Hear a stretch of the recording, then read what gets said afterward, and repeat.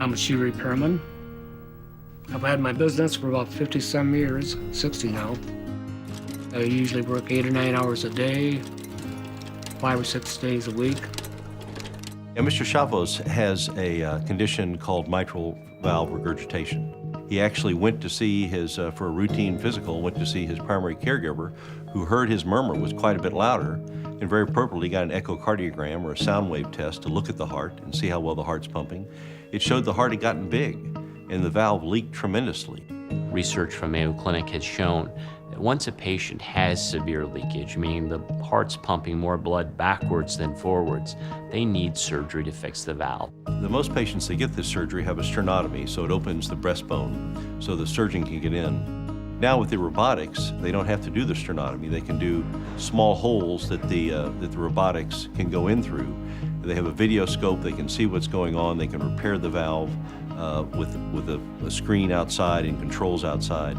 So the patient has a much quicker recovery time. I had no problems at all. They were just really surprised and fascinated how well it had turned out.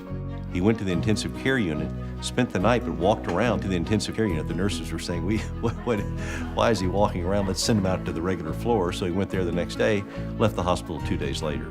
So very unusual, but this is the way of the future. I woke up and I didn't feel a thing. I was fine. I was ready to go the following day. I have to take no pills at all, except that they want me to take aspirin, and that's about it.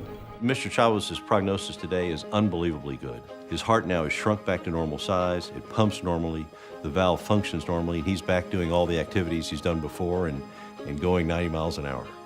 I feel as healthy then as I did beforehand all my life.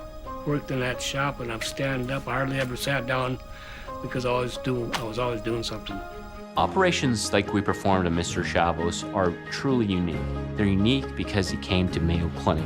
This is an operation that we have developed expertise in.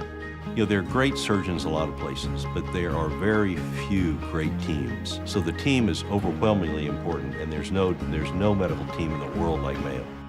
The rest of my body's been in good shape, so as far as they were concerned, I should be around for 100 years old or so, maybe longer.